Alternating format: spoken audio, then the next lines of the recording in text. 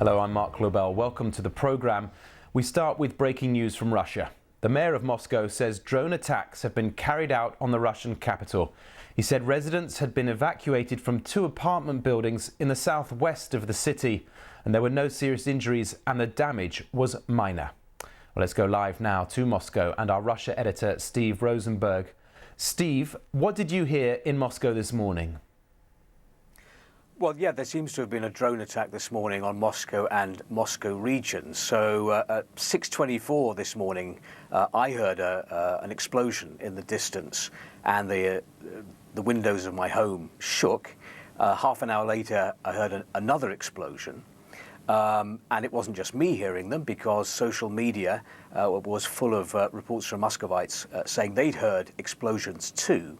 Then quite quickly, the Moscow mayor, Sergei Sobyanin, came out and confirmed that there had been a drone attack. He said that several buildings had received minor damage, no serious injuries, he reported. I think later he said that 2 people had asked for medical assistance, no one had been hospitalized. Also, the governor of Moscow region, so the part of Moscow outside the capital, he reported that Russian air defense systems had shot down a number of drones. Unconfirmed reports say there were around 24 drones that took part in this attack on Moscow and Moscow region. That's all we know from now. So my morning normally doesn't begin with hearing explosions.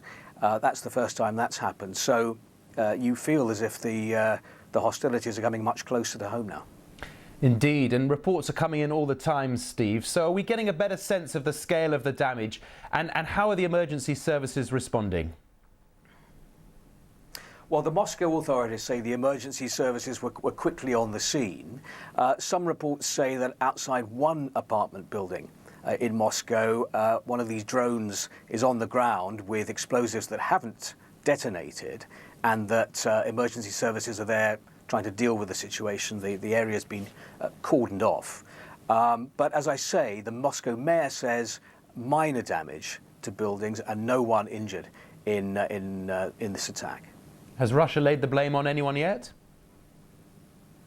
No, not yet. It's too early for that. The only thing officials are saying is what is happening at the moment, what the emergency services are doing, and the scale of the damage, which, as I say, according to officials, is not great. It's not a good development for President Putin's aim of securing Russia's borders, this. Well, when you think back 15 months to when the Kremlin launched what it still calls the special military operation, the full-scale invasion of Ukraine, one of the justifications the Russian authorities gave for doing this was to boost Russia's security, to make Russians feel safer.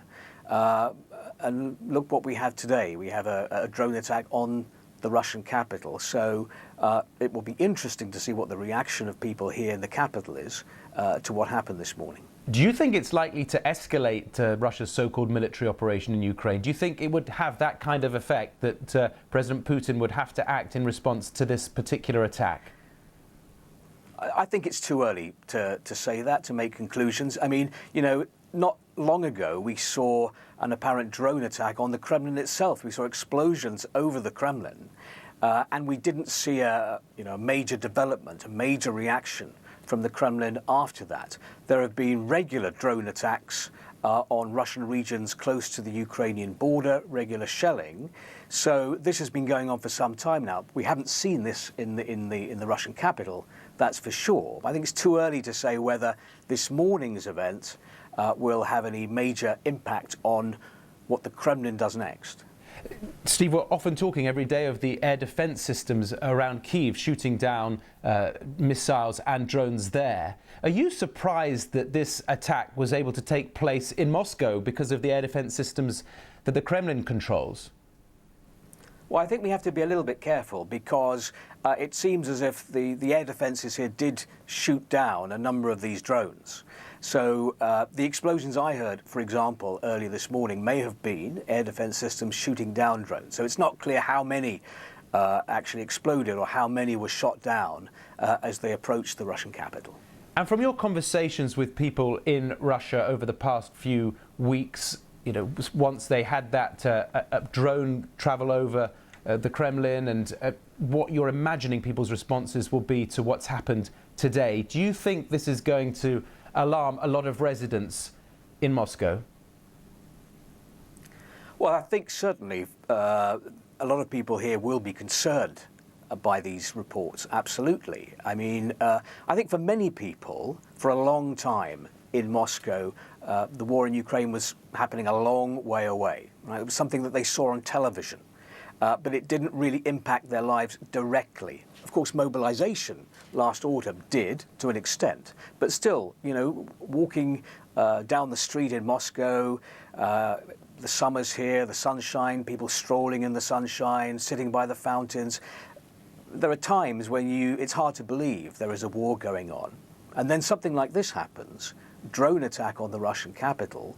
And even if the damage has been minor, as the Moscow mayor suggests, the fact that this has happened, I think that will cause concern. I think the authorities here in the capital are trying to calm things down. The message is there's no need to panic. The situation's under control. The emergency services were quickly on the scene. That is the message the authorities want to get out. But of course, explosions in the capital, especially when you hear them yourself, that will cause a lot of concern for people, I think. Steve, I was going to ask you, I know that one's journalistic instinct kicks in when you hear these explosions when you're somewhere as a foreign correspondent as you are, but did you at all feel uneasy when you heard the explosions yourself? Well, it's unusual, isn't it? The day begins with walking the dog, and things are normally pretty calm. And then, you walk the dog, you hear a blast. It's unusual. You see the windows of your home shake, and you realise that's unusual. That's not normal. And then you check the social networks, and very quickly it became apparent that there were other explosions happening, and this was part of a larger drone attack.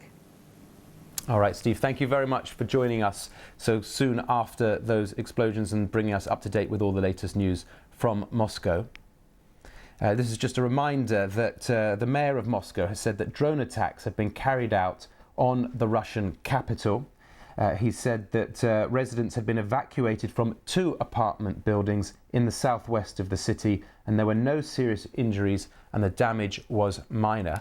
Well, this came just after the news that Russia has carried out another wave of aerial attacks with drones against the Ukrainian capital, Kyiv. In those attacks, 1 person was killed. Our diplomatic correspondent James Landale is in Kyiv and can bring us up to date with the latest airstrikes. James, let's start in Kyiv. How damaging was the latest wave of strikes? Well, the overnight airstrikes this time were largely, we think, drones, according to the authorities, so no missiles have been reported so far. In all, the authorities say that 31 Russian drones were targeted at Ukraine overnight. They say that most of those were aimed here at the capital, Kyiv. They say that 29 of them were shot down, which means 2 of them did get through. But even so, as we know, we're familiar with this now, when you shoot these drones and missiles out of the sky, there's debris, there's detritus, and that causes damage when it falls to the ground. There are reports that 1 tall apartment building had the top 2 floors taken out, a fire broke out. The authorities say that 1 person died, 4 were injured. They fear there might be more people under the rubble, so the rescue operation there is still ongoing. The police say they've had reports from 50 locations around the city reporting damage to buildings and offices and things like that.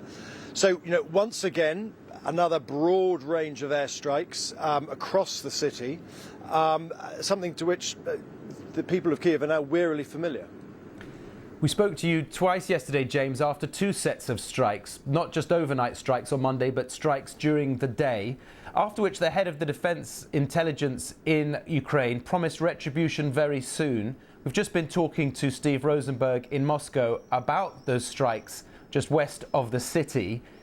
Is there any sense in Ukraine that the 2 are linked, those comments are linked to what's just happened?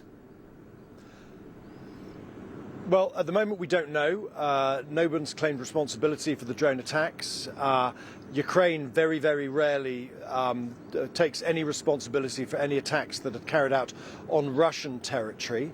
We're pretty clear that Ukraine does attack parts of Russian territory, particularly in the south, near the border. There's quite a lot of shelling that goes on across the borders in the Belgorod region and things like that.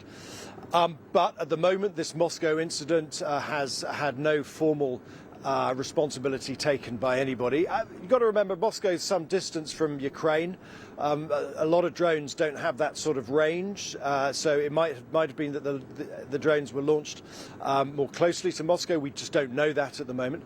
But there is one person who's made a link of sorts, and that is the mayor of Ukraine, Vitaly Klitschko, who said, and I'm just going to quote this, he put this on social media overnight in an address to the commander of Ukrainian armed forces. He said this, and this is it's the translation, it's not precise English. It says, "If Russians can nightmare Kyiv, why are the people of Moscow resting?" Well, as we've heard, the people of Moscow last night did not rest and shared a similar experience to the people of Kyiv. And that experience, James, includes joint military and residential attacks at the moment. Is that, in any sense, adding internal pressure for Ukrainians, from the Ukrainians onto their own forces to move forward with this much anticipated counteroffensive? I think it's very hard to judge that. My own experience of talking to people here in Ukraine is that they are as keen for this offensive to take place as anybody else, but equally they know that the government's got to get it right. They know the army have got to get it right because so much depends on this. This is not just a question of taking a little bit more Russian territory. This counteroffensive has to prove to the people of Ukraine, to the Western allies of Ukraine, that all of this military kit that it's been given can make a difference. It can shift the arithmetic on the battlefield, force Russia onto the back foot, so that the West can be convinced that all of this military support is worthwhile. Because if Ukraine launches a counteroffensive and it gets slow and bogged down and it's not successful fast, the fear here is that there'll be voices in the West saying, well, maybe at the time, if the military equipment's not going to make much difference, if we think this is just going to become a static, stalemate, kind of frozen war, maybe the time is to start talking to Moscow. Maybe the time is to start compromising. And that is something that Ukraine wants to avoid very, very much. All right, James, thanks so much for that update from Kyiv. Thanks to you. Thanks also to Steve Rosenberg in Moscow.